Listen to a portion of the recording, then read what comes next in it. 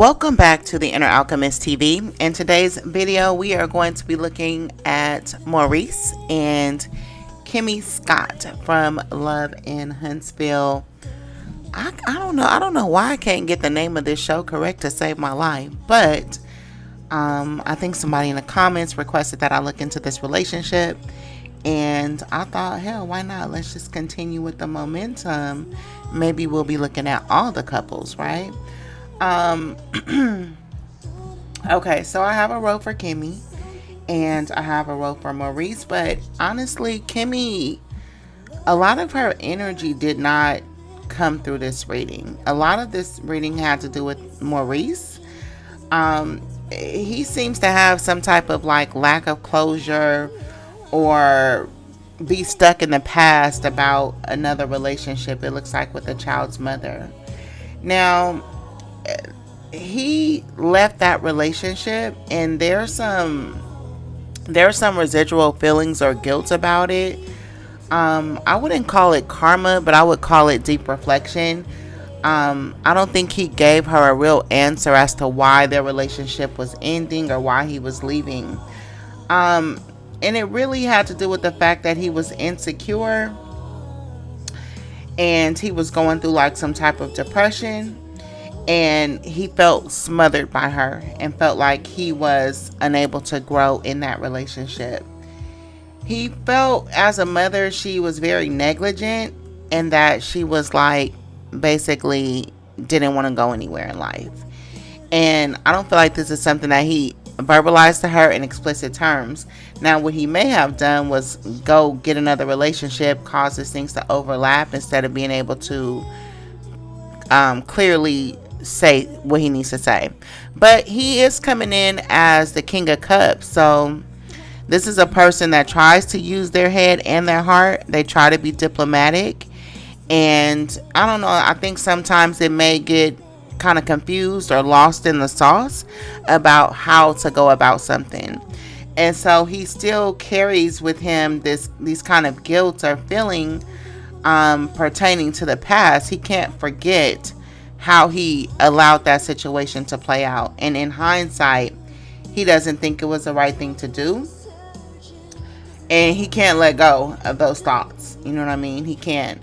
I show that they come in when he's sleeping. I show that they come in when he has like a quiet time or a time of rest and relaxation.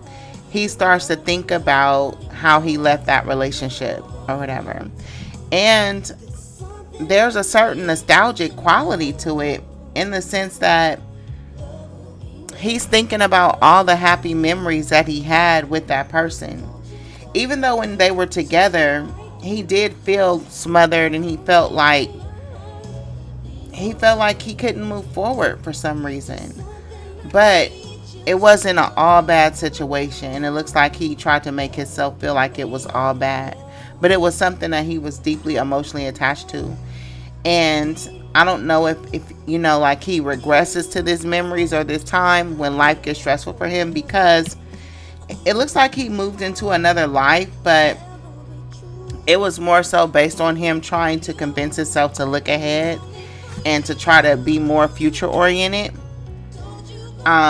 He was trying to like, I'm getting like fake it till you make it energy as far as like gaining confidence and momentum. That's just not something that he really knew how to do. And through this relationship that he had with Kimmi, I'll say, I feel like he learned how to be a man. You know what I mean? I think he learned how to channel his ambition and learned how to be a businessman and learned how to provide and protect. And those aren't things that he was normally used to. He was a little more into dreaming and being naive and being innocent. And he has some deep kind of inner child wounds. Looks like he suffered from depression when he was a child. And he would escape to like this, he had his head in the clouds, I'll say it that way. And that's funny because I saw the same thing with Marcel. I think they're brothers, right? They both have like a form of escapism. And like I said, I don't know if that's a household thing or that's something that they learned during childhood. Sometimes I think that happens when, you know, you have children that have narcissistic parents, or parents that need them or codependent with them or that mesh with them or that keep them from developing their own identities as people. You know how sometimes you grow up with boys and they have to go provide for their families at an early age, or they have a sick parent and they just don't really learn how to have their own identity outside of pleasing other people, or getting caught up in these emotional love affairs and situations like that. That's a symptom of boys who grow up in narcissistically abusive households with the mothers. So they share a mother, so it's possible that could have been part of it. I feel like he had an unhappy childhood for him, and he learned how to be very indifferent in places where he should have been focused and working on something or trying to master something. So I almost get the sense that he's such a blank slate that he doesn't know how he feels in important situations. He feels very disconnected from the environment or the situation at hand, or when it's time for him to put his hands on deck, when it's time for him to have a mood or a feeling or an emotion about something that's real. He doesn't really know how to feel. The only thing that he knows how to feel is ideals. So if the situation is not ideal, he kind of checks out. You know what I mean? And it doesn't take much for him to check out because he is very sensitive. He's very emotional. But now, because he's more mature, he's combining his emotion with his head. And he's kind of getting that emotional balance and control. But that's not how he came up. You know what I mean? He's just now really kind of getting wise. But he still has a basic indifference towards the feelings of others, or like I said, towards situations where he is required to show up, quote unquote. You know what I mean? If somebody exercises standards or expects things of him, or even commitment from him, then what he'll do is he may work at it in a mechanical way, but he's not connected to it. He's disconnected. And like I said, I think it's because he's like an idealist. So it's like he has a reliance on the fantasy version of things as opposed to being able to deal with the reality of things. And if reality becomes too heavy for him, so to speak, then what he does is he regresses back into his inner child, and he gets his head in the clouds, and he gets a little ditzy and dingy or something like that, and naive or doesn't know things. It's like in a blink of an eye, you see him go from a man to a child, just in a blink of an eye. It happens like right before your eyes. You literally see the disconnect happening with him. Now, somebody looks like they're recovering from some type of illness. They're trying to find peace, trying to find a way to meditate, rejuvenate. This might be Kimmi, but I show that her body, or this person's body, went into illness or sickness as a form of self-protection. Maybe they were being drained of their life force or their energy. I don't know, because like sometimes when you deal with guys with these emotional problems, they're like energy vampires, and they diminish you in every way, and they drain you, and it happens so subtly, especially with this King of Cups. This is subtle, and this is something that has been going on for a long period of time with this Eight of Pentacles, where she was slowly being drained of her life force until the point that she became sick. But her body put her in a sickness to slow her down, maybe, or to protect her, to provide her a sense of peace, because she had none, dealing with this man and his kind of trying to get him to be involved in life in a real way, trying to get him to be realistic about things, was hard, because it was almost like this person had to solve problems by themselves. Now, like I said, I think he's stuck in the past, and it looks like this relationship with this child's mother, I don't know, it figures very prominently in his life. I think it happened right when he was leaving home, or he left home straight into this situation. And he ended up with a woman that was very similar to his mother, where he felt like he was unable to grow. He was unable to make progress because the person was stopping him in some type of way. You know what I mean? So he mimicked in this relationship with this child's mother his same inner childhood wounds. And I think that his inclination towards not letting it go mentally and fantastically is because he still hasn't healed his inner child wounds.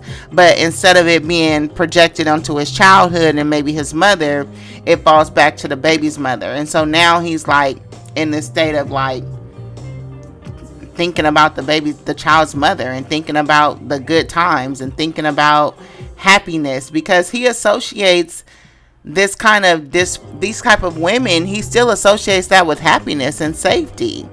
But I think that also has to do with like these emotional men, where they associate the negative traits of a woman with safety. Like, for instance, as long as she's smothering me, she's mothering me. You know what I mean? And I know she's here.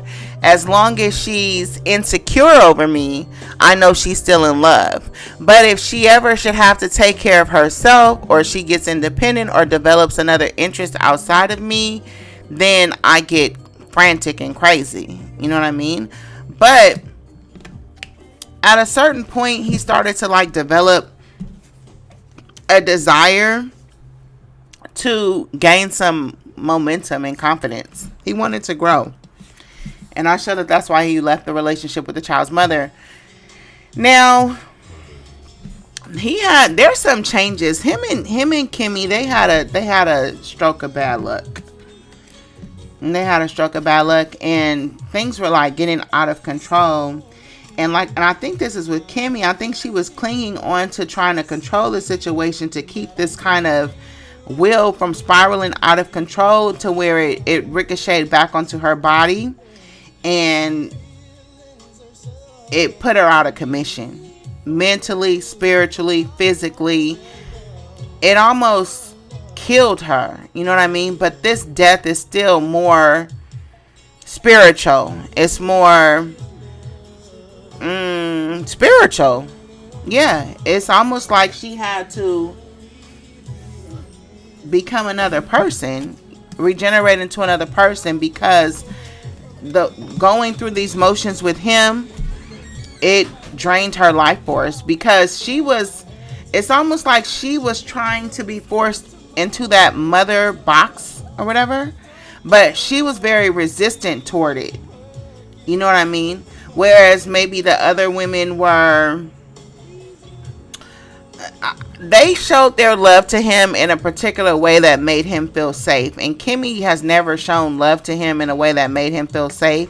And so he spent a lot of time trying to put her in that energy in the same way. He was almost trying to replicate his childhood relationship and a relationship with his child's mother with Kimmi, but she was very resistant. She had to fight against it a lot. You know what I mean? But it was like waging war on her. You know? Kimmi felt very empty. She felt very empty dealing with him. But you know what?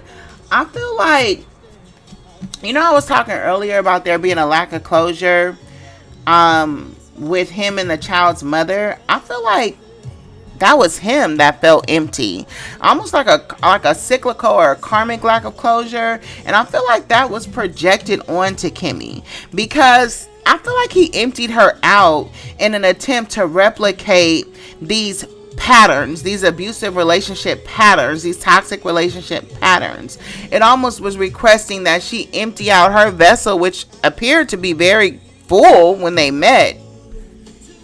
But he like subtly chipped away at her life force to the point where she felt empty and incomplete. But she didn't even have the energy to yearn for more. She just kind of like bottomed out or tapped out in some type of way. There's some secrets here. But I think it's more so I think Maurice lies to himself. You know what I mean? I think he thinks that he's a king, but on the inside, he's a child. He's a child. Kimmi is coming across as feeling trapped and paralyzed. Like I said, this is more of a spiritual condition. It plays out in your body sometimes, but I feel like she often felt helpless in their relationship. And she felt very limited, but listen, so did he. You know what I mean? Like, he was limited because he wasn't able to develop a solid sense of self. He was stuck in his idealisms and shit. Then he was smothered and mothered to no degree. Then he finally got his momentum, but then he took all that woundedness, all that trauma inside of him, and he put it off of himself onto the person that he was dealing with, so that he could have a sense of confidence, liberation, and growth, and start looking ahead. But it's like, no, nigga, like your smoke belongs with you. And it's like what happened with them was a complete transfer of emotion. You know what I mean? He literally transferred his internal life disposition, life force onto Kimmi. And she materialized that shit and tapped out. But her tapping out represents his emotional disposition, if that makes any sense. He's the one who's tapped out, but she's the one who's reflecting it. These lines are very blurred. The lines are blurred. Somebody has anxiety, but I feel like it's subsiding a little bit, but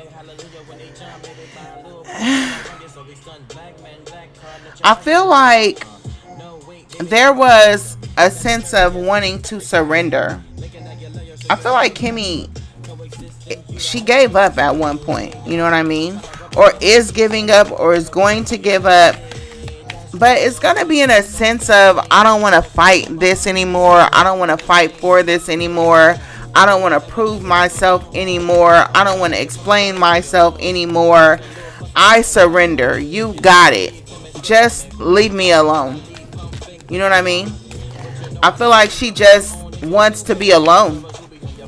She wants to be alone. She wants to think. She wants to rest.